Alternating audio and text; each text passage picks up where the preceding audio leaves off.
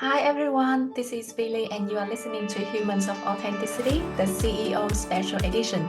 Today, I also like to introduce to you my Vietnamese name, Lê Phương Vi, and it is important for me to recognize this because our guest today is Khánh Vũ.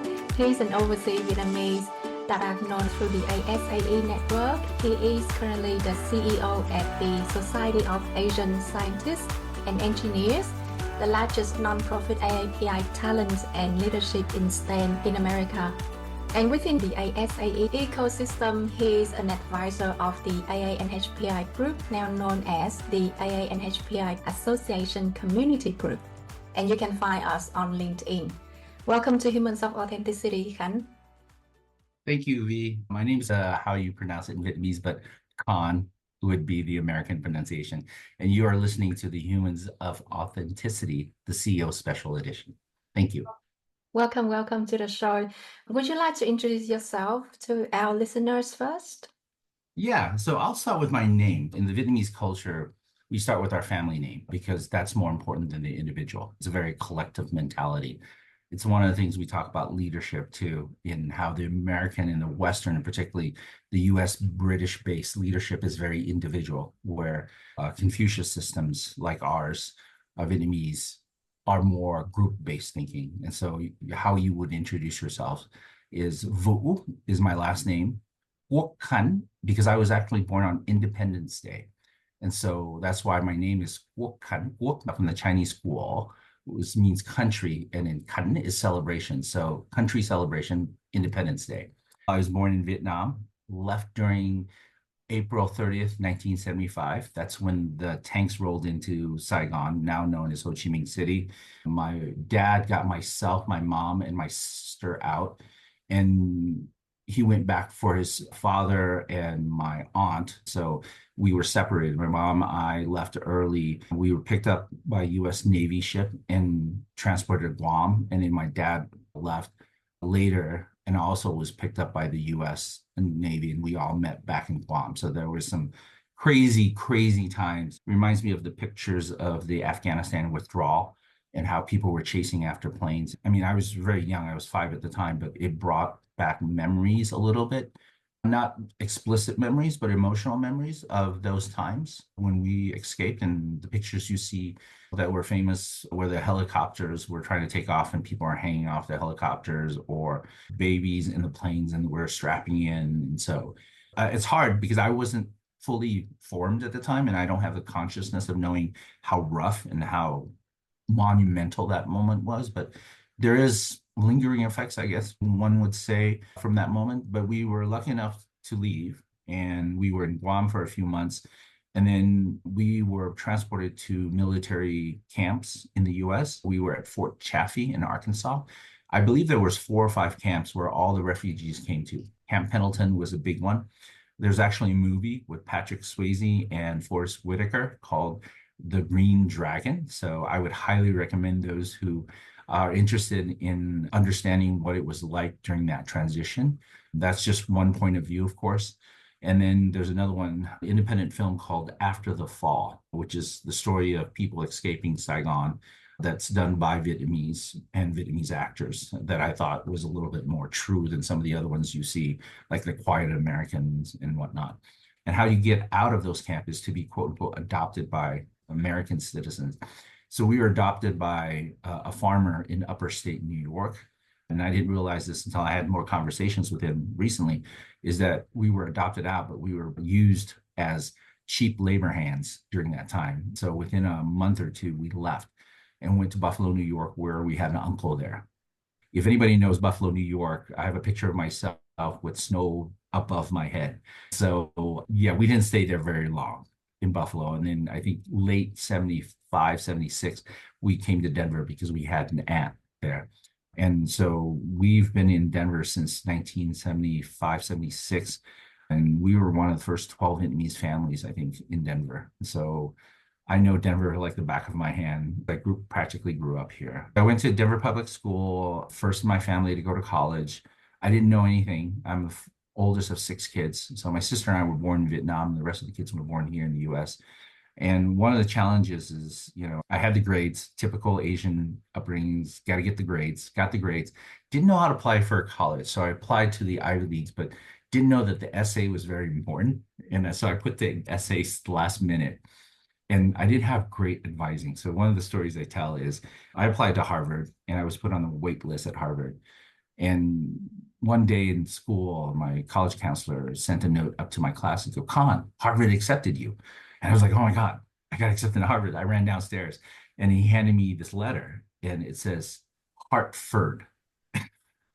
Hartford, Connecticut, not Harvard. So he was confused between the two. And you can tell the level and quality of college counseling I got at the time. So I ended up going to the Colorado School of Mines, got a degree in chemical engineering, worked in the oil field. 5 years in, we were bought out by BP. They shut down the Denver office, asked me to move to Houston. I love visiting Houston, but if you know anything about the Houston weather, compared to the Colorado weather, very, very different. And so I took severance. And then my parents had a small Asian grocery store at the time. They are the hardest working people. They ran that for 10 years without one single day of vacation. And it was hard work. I mean, I used to unload a 40,000-pound truck. I was in the truck unloading 100-pound bags. So when you do the math, that's 400 bags. I unloaded and dropped it on rollers down into our store because the street level in the back was higher. And so I would unload by myself 40,000 pounds, drop it, and then the people in the bottom would catch it and stack it up inside the store. It was hard physical labor work. We were very successful because we worked our butts off. And after I left Amoco, I helped them acquire real estate property. I got my real estate license and we moved to a larger space, about a 34,000 square foot grocery store. So if you're familiar with the Asian markets, Ranch 99, Mitsui, H Mart, we actually know all those players back in the day. My mom actually know David Tran from the Sriracha Tran fame personally, because we used to order from them. Grew that very well, did very well. And we got an offer to sell our property to Lowe's Development. And so we sold the store and my parents retired. I was 32 at the time, so I kind of retired. For the next year and a half, I slept in till about 10, 11 o'clock every day, jump on the internet and call that work. I did a lot of volunteering work during that time, read a lot of books, love reading. And then one day my parents said to me, you know what, you're about to get married and you're probably going to have kids. You need to wake up before 10, 11 o'clock every day. And they say, go find something that you love to do or go to graduate school. And so I was prepping for my GRE to go into graduate school. So they unretired me. And then my alma mater, Colorado School of Mines, called me and they said, hey, multicultural engineering program director position is open. I was part of the very first group of students that went through, and I go back every year to celebrate the graduation of those students. So very close with that program. And so I became the fourth director of that program. I was there for about 5 years, and there wasn't a national organization for Asians. So in August of 2007, we created the Professional Asian Society of Engineers and Scientists 2 months before SASE was formed. And about 2 years in, we found out about SASE and we're like, hey, our mission's the same. The funny thing is we Googled back then different acronyms for Asians and societies and scientists and engineers. And if you Google SACE at the time, back in 2007, the first thing that popped up was self-addressed stamp envelope.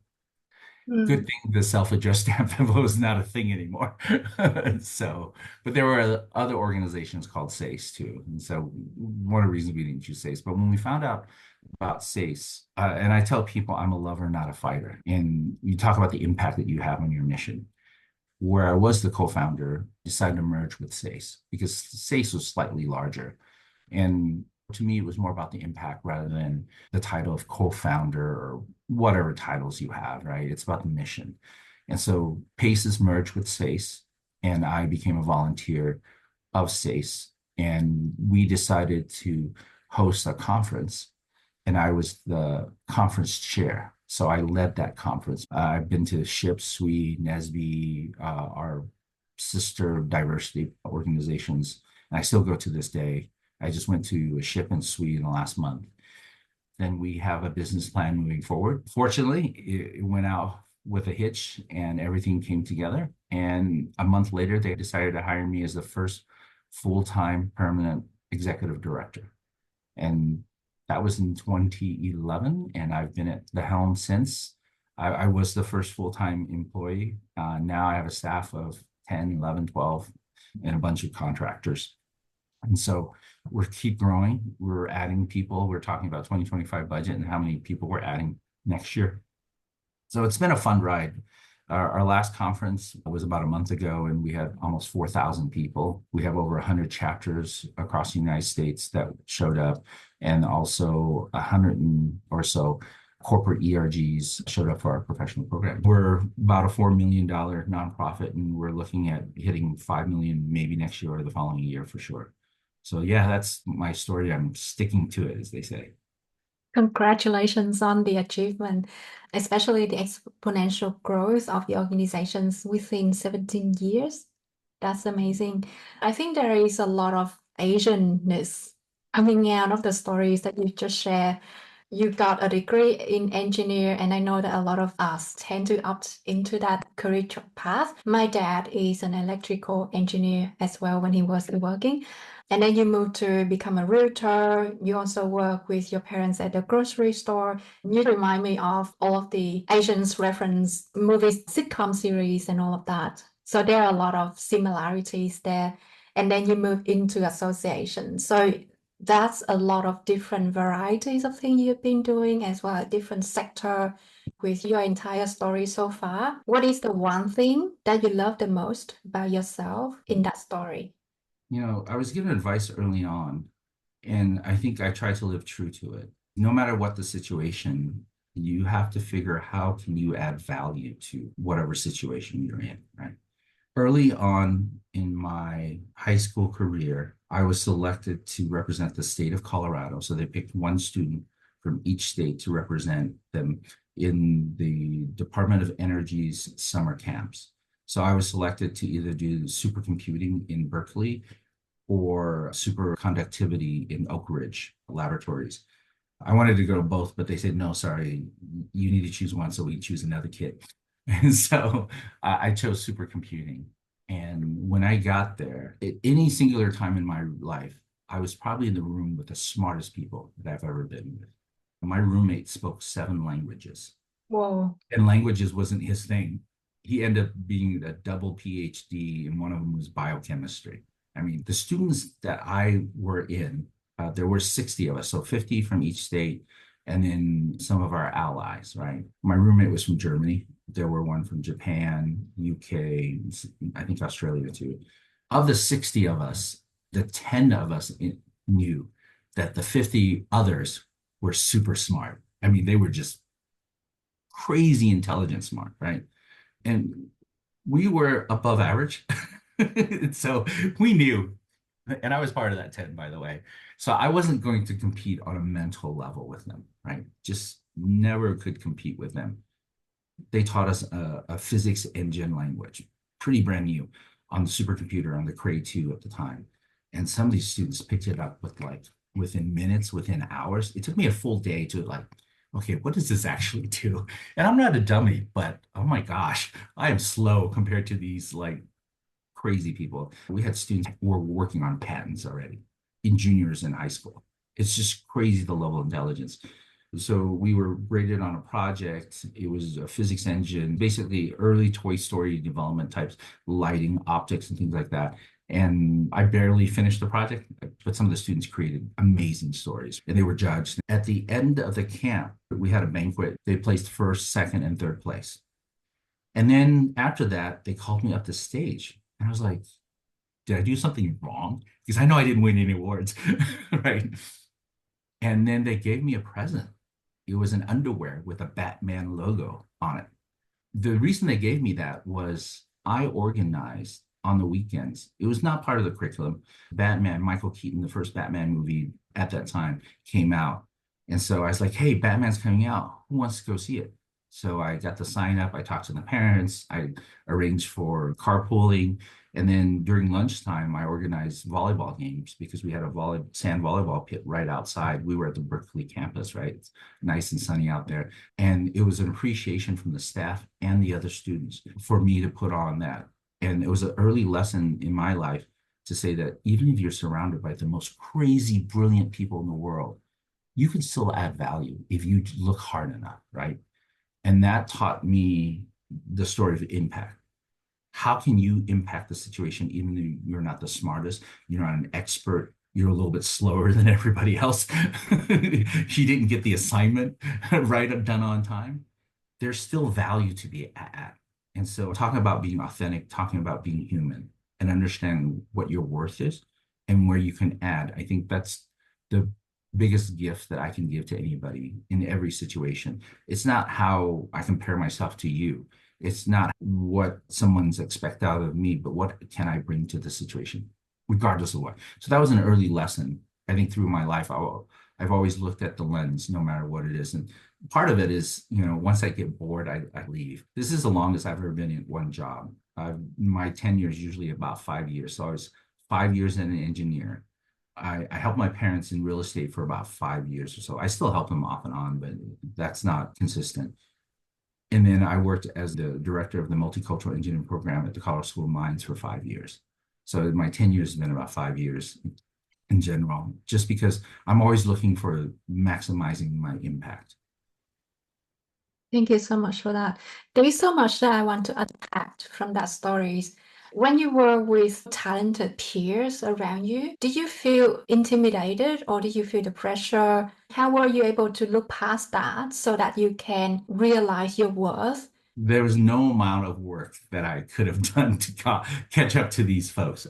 I'm not going to learn 7 languages within a couple of weeks, right? These students had perfect SAT scores when they were like freshmen or something ridiculous like that. I was just in awe, more or less. I got over myself pretty quickly. When you're above average, you can sense the people who are just crazy smart, right? And I tend to hang out with people who are just exceptionally smart. For some reason, I've always been attracted to them from an intellectual side. I just went to dinner with my friends the other night, and he graduated from Carnegie Mellon with a 4.0 in computer science, which is almost unheard of back in the day.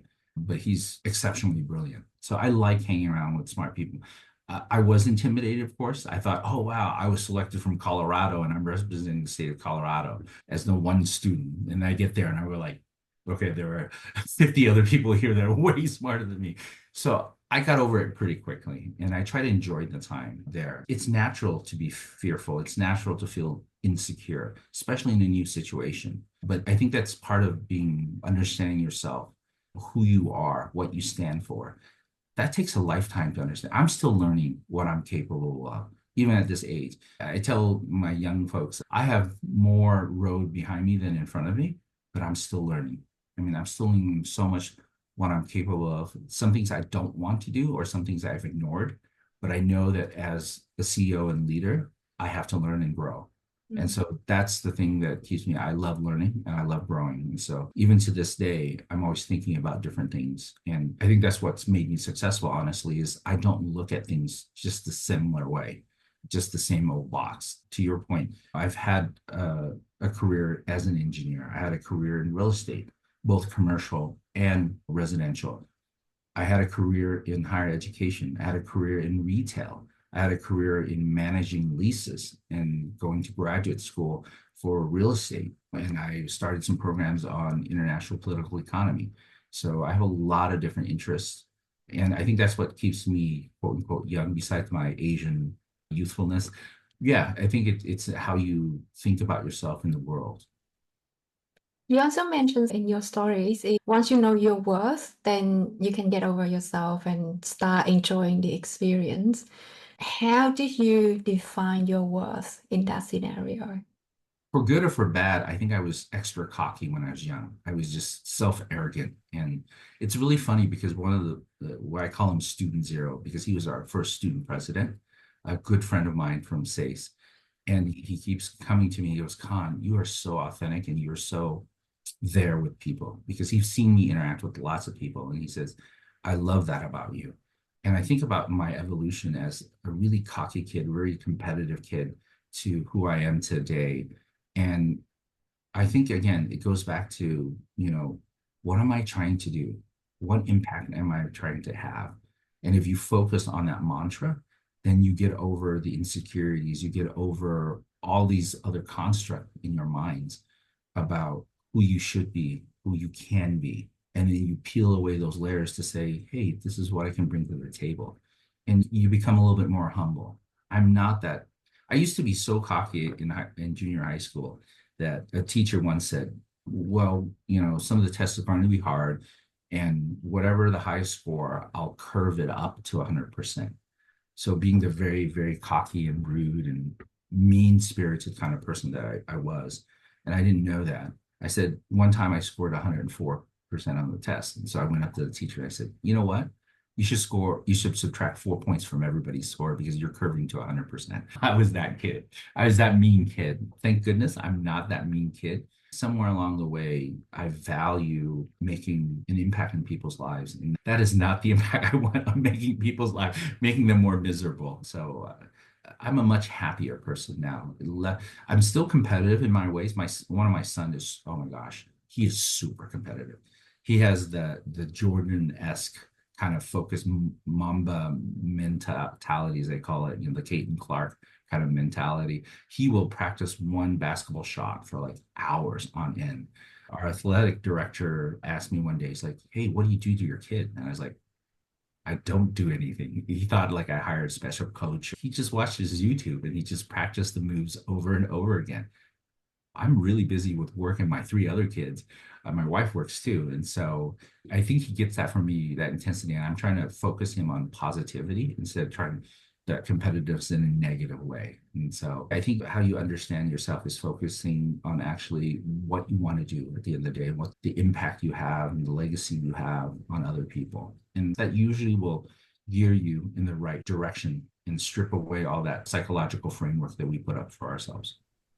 Thank you so much for sharing that. You mentioned that you try to look at the impact you have in your missions, and I love how you lean onto that as your compass to navigate different situations. Before we move to the keyword conversations, what's your mantra as a CEO? How can I make tomorrow better than today?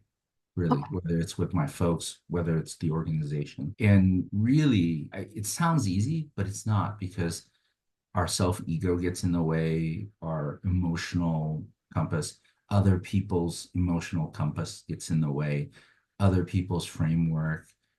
People say, well, that's who I am. Yeah, but, that's not an excuse, right? What are you trying to say when you say that's who I am?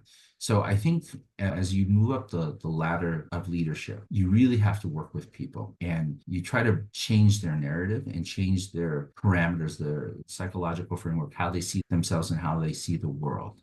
Because no one's perfect, right? We all have our little corner of what the heck am I doing here, type of thing. And our journey is to help each other along the way. And if I can help my staff, if I can help other people understand that. And sometimes you can't help people, and then you have to figure out how do you maneuver around that on some level. But I think you have to be authentic to who you are, and that's how you create trust. And once people have your trust, then you can have those more honest conversations. And it takes time to build trust. And trust is a delicate thing because you can lose it very quickly. You can take a long time to build it, but then once you build it, it's much, much stronger, especially if you go through difficult seasons. Leadership at some level, you have to inspire, but then you also have to build a good team. The fundamental of a good team is trust. I agree with you. Trust is such an expensive commodity. Like you say, it's so easy to lose, but it takes forever to build that up. And as soon as we can build trust in the team, then we can start building a high performance team. Thank you so much for sharing that. Let's move to the keyword conversations. What keyword would you like to unpack with us today? I mentioned it a few times. It's about impact. I tell my sons and my one daughter, my princess, as I call her sometimes, is that you can make a lot of money, but that's not what people remember you for. It's back to Maya Angelou saying, people forget what you say. People forget actually what you do, but people will not forget how you made them feel. And so there was a point when I was that jerk of a kid in junior high school, I really thought of how I made people feel after my relationship with them.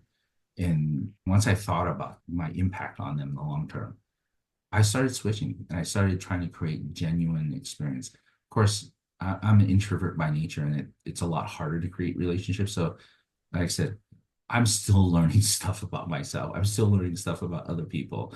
Even I'm going to be married for 20 years in 2025.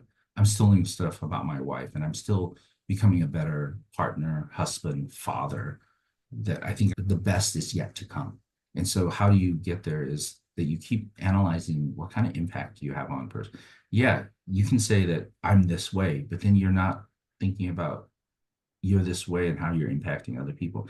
When you say you're this way, it's building a rigid frame that you can't adapt and adjust to say, yeah, I'm this way, but maybe if I open a door here and let them in, then maybe my impact will be more positive and we'll have a better relationship. So when I hear people like, well, they're this way or I'm this way, that's really inflexible of us. And we're not learning and we're not growing as individuals, right? Because at the end of the day, I want to leave a better world than I came into it. And so that's how I try to think of myself and how I can improve a little bit each day with my organization, with myself, with my relations with my kids. Am I perfect? Heck no. I'm far from perfect. And when I make a mistake, I apologize. And I call it out and I said, I've learned from that and I move on. It's really funny because I used to have such the weirdest, biggest ego, but now I'm just like, say la vie. I'm saying now I'm ego less. No, by no means, but I focus less on those things, a lot less nowadays. What was the trigger that helped you to make the switch? Well, it was the most popular kid in middle school. He was tall at the time for a middle school kid. He had blonde hair. He was accomplished soccer player. All the girls were after him, type of thing, right? And I walked up to Scott one day and I said, Scott, can we be friends? He goes, no, you're a jerk. It was pretty like in my face, right? I was like, oh, okay. And I thought about that. And then I concluded the same conclusion that he did. I was a jerk. And so I was like, do I want to be the jerk? No, I don't want to be the jerk. Right. And then so I started slowly looking inward, really, at that point in time and going, well, what am I doing to be a jerk? Right. Why am I what are my constructs? And so I started unpeeling some of it. Some of it I still try to unpeel. I mean, it's not as big as back then. It was not as obvious, but it's more subtle now that I have to pay attention to what I do and how I act and how I come across. Because the other thing at this level is perception is reality sometimes.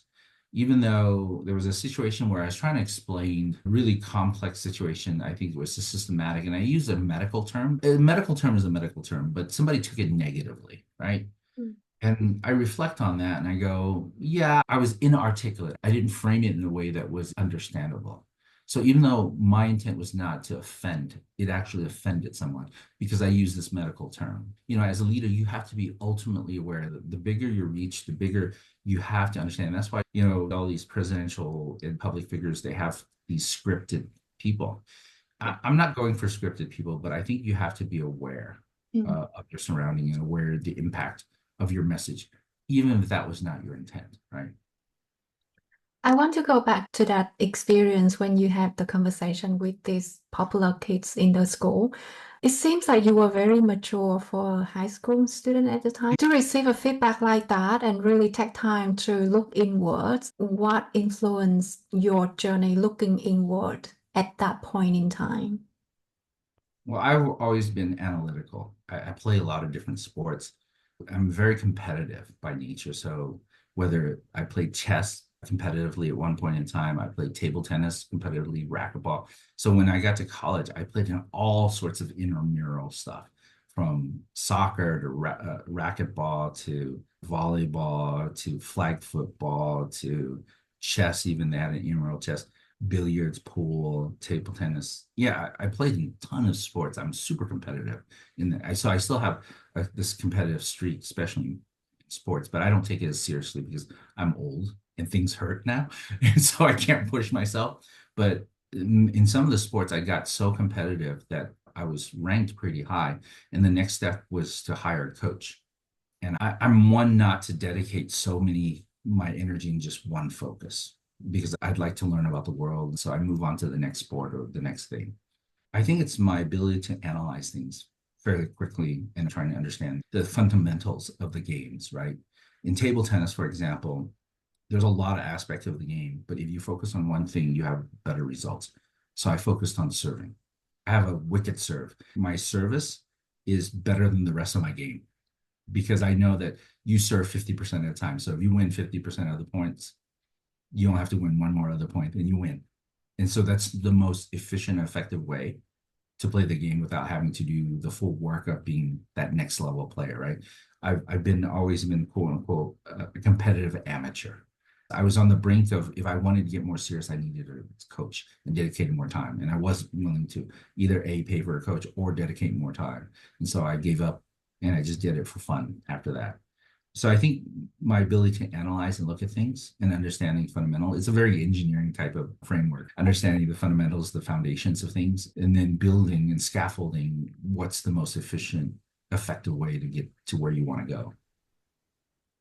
I was hearing that you're striving to create a genuine experience for people. So in this context, probably your members or the team you're working with, can you share with us any stories of how do you define that genuine experience and how do you deliver that genuine experience?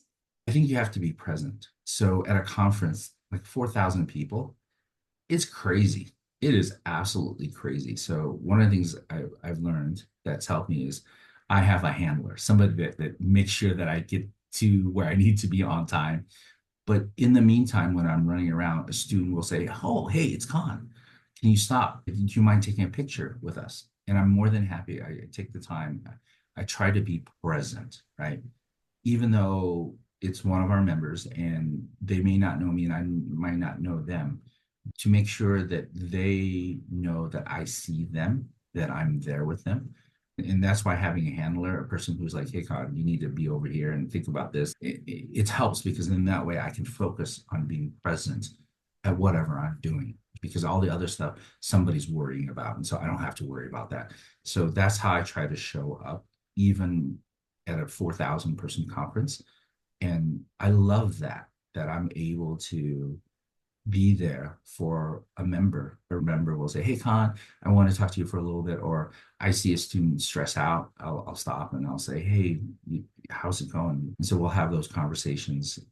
And so I think no matter where you are in the organization, just being present sometimes is probably the best thing you can do, no matter who you are, whether you're the CEO or the chapter president or a chapter member. Just being focused on the conversation at hand, the people around you is really important. And that's something hard for me because I love looking and trying to get information and I love getting data download. And that was hard for me to slow down and be present.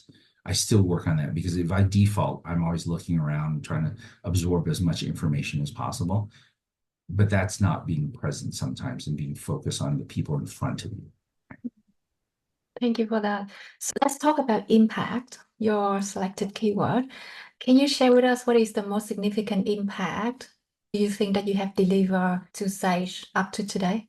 I would say is putting the framework around what's possible. When we found out about SASE, we were all volunteers. There was no staff. I led the 7, 8 volunteer members that did the work up front. And to be able to make it from someone's dream, Shekhar's dream, into something that is real. I just talked to Shekhar not too long ago. And along the way, I was asking him about this and that. And at one point, I said, "Shekhar, could you imagine what SACE is today?" And he goes, "Not in my wildest dream." So I guess delivering someone's dream, Shekhar's dream, and in a sense, my dream for one of the largest Asian American organizations. I think there's more to deliver. The question is, am I the right person? I asked that question, should I do this? So those questions always float around, and I think everybody should ask that at certain points in their career.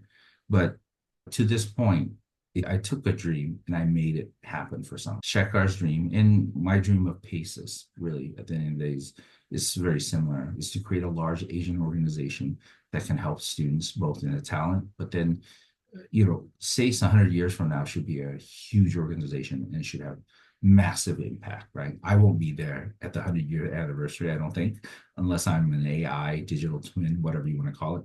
But I made a dream actually realized. So that's my biggest thing, is to be able to take words and thoughts and dreams and make it into operationally a viable organization. More than a viable organization, we're one of the largest Asian American organizations in the United States. We have almost 100 chapters. We're 4 million. We work with 110 Asian ERGs, or employee resource group, or business resource groups. And so that's pretty good, I would say. That's amazing. Congratulations. Let's get to the personal level. What do you think is the impact that Sage has on you and your growth up to this point? Well, I was good at startup, right? So my parents had a startup kind of ish grocery store, and I helped them build that. I helped start up MVP and grew it to at the Carl School of Mines, to really grow that organization. I would say that it helped in my leadership journey, honestly, from a startup mentality to mid-size. And now that I'm on a national stage, being a national leader, and how do you act as a national leader versus a startup? That's different. The mentality is different. The operation is different. But I'd love to bring what I've learned from the startup, because sometimes when you've been in a large organization for a long time, it's stale. You think in a box, everybody. And so I love to stir in the box a little bit, not to break the box, but of course to grow the box and to expand the box. So I like the aspect that I have the ability to be able to push the boundaries a little bit, not to break the boundaries, but really question the fundamentals, my analytical side, about how things work, why things work, what our assumptions are going into it. Is it true necessarily? Because sometimes our assumptions are not true, and we need to prove that. And if it's not true, then what are the other true things that we can do? And that gives us options to do different things. So I think for SACE in particular, it didn't change my kind of curiosity analytics, but it gave me exposure to how to be a national nonprofit leader, right? And what does that mean to be a national nonprofit leader? And so I've learned a lot from that. I'm hearing that it gives you different perspective, it broaden your horizons and give you opportunity to apply what you've learned in different scenarios. Yeah, correct. You nailed it on the head. It gives me a bigger, wider view, things that I haven't considered before, and different things that I thought, I probably don't like that, but I didn't know that I did not like that until I tried it. And then I'm like, oh, maybe I could do something like that. And so I think it helps me, my vision of view grew, my scope grew, because I was exposed on a national level rather than just startup mentality, get stuff done. Actually, I can get stuff done, right? But how do you move a larger organization, right? Where are the key pieces? And usually it comes into influence. How do you influence different parts of the organization to move it? Because at a certain level, you're not doing those things anymore. You aren't. You can't. It's not your job.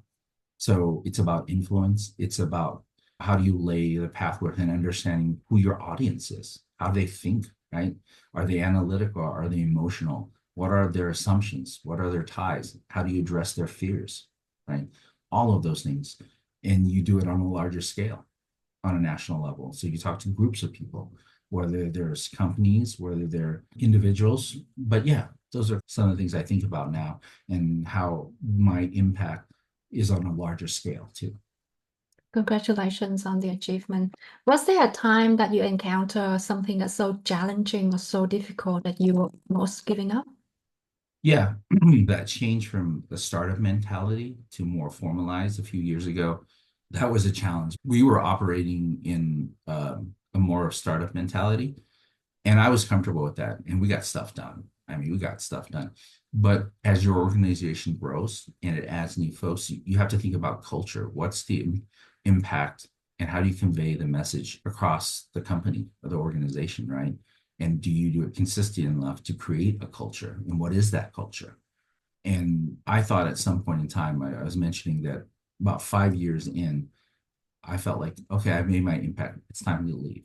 But then I had to say to myself, am I willing to make internal changes, my points of view, how I think about things, how I look? Because at some point, I don't do these things anymore. I'm not running the conference. I used to literally rent a U-Haul, unpack, put it back in the U-Haul, and do all those things. I don't do that anymore, right? Should the CEO of SACE be picking up magazines and delivering? No. And so how do I become more impactful at my level And do I want to do that? And so I always thought in the startup phase, I'd never do this. I love the startup phase because we get stuff done. We don't have process procedures. We just get stuff done. Well, it's really hard to get stuff done when you have a lot of people going, well, I want to do that. I want to do that. I want to do that. Right. And so you're rowing in 10 different directions and you're like, okay, how do we row together? And as the leader, how do I make that happen? Right. And am I willing to change how I spend my time, how I think about things, rather than just getting stuff done? Right. And so that was a huge mental change for me within the organization. If I didn't want to make that mental change, I knew I need to leave because I love the organization so much that I need to leave because I wasn't the right person. And if I stay, then I needed to make that mental change. And I'm still here. So I've made that mental change. I'm still evolving as a leader. And I'm looking at the impact that we're having and how fast we're growing. I mean, we have a few things in the fire, in the stove. And if some of these things work out, we're even going to grow faster than we did in the first 10 years.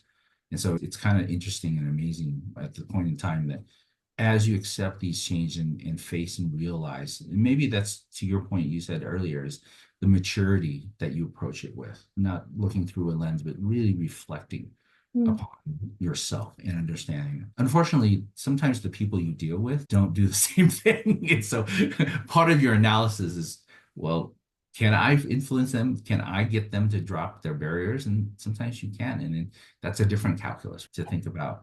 Do I want to put the efforts in to move some of these pieces? And maybe the effort's not worth it as a leader. I think you have to be brutally honest with yourself. I mean, not overcritical where you're negative, but just to be honest to say, what do I really need? And if I'm willing to do it, then I should do it. If I'm not, then I should step aside. And that's where the egoless driver comes in. But again, unfortunately, you don't deal with a lot of people that have that honest conversation with themselves sometimes, and they don't realize it. And so that's the challenge. But I think in that scenario, that's why it's important for them to see if their leaders are doing that, there must be something right about that approach. So this is where lead by example come into the conversation for us. I'd love to move to the legacy piece before we wrap up today. So what legacy do you envision building for SAGE? Well, the big question in the early days was, is this viable? Can we make it work, right? I think we've answered that question as a resounding yes. So the question for SACE next is, can I set it up for success in the next couple of decades? And that's what I'm trying to do, is set it up for success. I've been here for 14, 15 years. I'm not worried about my legacy anymore, per se. People can still come up to me and say, oh, you're a co-founder of SACE. And technically I'm not. And that's okay. I mean, we can go get to nuance. And if I have time, I'll say, I'm really not. And this is why. But I just go with it sometimes because it just takes so much energy to explain. Because they've seen me around for so long, they assume that I'm a co-founder of SACE. And that's not technically true. My legacy is the culture of SACE that I've built. We have more women in leadership positions in SACE than most other organizations, except for Society of Women Engineers, of course. They kind of have us beat there. But, our attendees are almost 50% women. It's amazing. We have a very supportive culture. It's not that what I call first generation Asian culture where you're competing with each other. You're like, oh, so-and-so is doing well. We need to beat them out. My parents used to compare me to my cousin sometimes. And I was like, I don't even know him, but yet I hate him already because they're like, oh, he has 2 master's degrees and da da da da. And I was like, so? And I was just like, you know what? Let's change that narrative. So the SACE culture, and we call it SACE fam, right? So if you get an A, you're like, oh, I got an A and you didn't. That's not the SACE culture. That's something that will be rejected by SACE. It's like, I got an A. So how can I help you get an A too? Or you got an A, how can you help me? And we're really, really big on that. And that's why, honestly, I think we attract a lot of women to our group. And I was just mentioning to one of my board members, she raised her hand for something. And I mentioned to her, like, thank goodness you raised your hand because there's too much testosterone in this room. We needed less testosterone in this room. I'm a girl dad. My girl's going to kick the world. She's going to turn it upside down. She's probably the smartest person that I've ever came across, that EQ wise. She came into my office one day. She looks at me. She was 5 years old. She looks at me. She goes, Dad, are you okay? I was taken aback by that question. It's like, did I look that stressed for a 5-year-old to be able to analyze your face internalize it and then to be able to express it. 5-year-old. I turned to her, I was like, yeah, I'm okay. And it got me reflecting, maybe I was stressed and I didn't know it, right? But she's going to be fine. She's going to rock the world with her EQ score. But yeah, my legacy is the culture, I would say. So whoever steps in after me can change the process, can hire and fire people. But if they don't bring the right culture, SASE fam, the organization, the members will reject them instantly. And that's not something that they can change overnight. They will have a revolt in their hands. For good or for bad, I'm proud of that. Yes, is that supportive nature, that we care for each other, that we uplift each other, that we're not competitive Asians, that we support each other. And that's what's lacking, I think, in Asians in the United States in general, is that we don't support each other. That's why our voices are not as strong, and that we tend to fight with each other rather than build. I think this is a really great way to wrap up the conversations, bring that sense of unity back to us. And I can again really see the sense of impact that you're trying to build through that supportive culture within Sage. The last question on this episode, and I hope you have fun with this one. So, if Sage were a fictional character, who would it be and why? Oh, really interesting. So I would say it's a complicated anti-hero in that sense. We're not the stereotypical Asians, but yet we are. We're in science and engineering. You know, the whole thing is, yeah, you have a choice to be whatever you want, as long as you choose between a doctor, engineer, or scientist, right? That's your choice as an Asian choice that we have from our parents, right? So we are a model minority in that sense, that we're in studying in STEM or science and math and engineering, but we're not, because we're trying to change the narrative of we're not competitive, that we do need help in the leadership, because the leadership area in the United States is British based. So I would say, if I had to say a fictional character, I like the complexity, and people will kill me for this, but I always love the color green, and so green is part of our color, so Green Lantern, but the more complex Hal Jordan rather than the Ryan Reynolds version. And I would say it's the complexity of being human while trying to do good in the world. That's how I would say it's kind of the anti-hero, and facing all the complexities of life and the challenges of running an organization, but still trying to do good as a superhero. Thank you. I think that's a really nice way to put it. And I remember at the earlier stage of the character's development, there were a lot of doubt in his own identity and capability. And it's because of the humanness in him, talking to him and trying to encourage him to step out of the comfort zone. This is the end of the episode. Thank you again for your time and being so open to all of my questions and sharing your story with us today. Do you want to say any final words before we close up? Yeah, I would add, if you can step outside yourself, and what I mean is really looking at yourself objectively, right? And being honest with yourself, you'll find amazing growth of what you could be. Sometimes we get in the way of ourselves. We are really the ones that are stopping ourselves from growing and learning.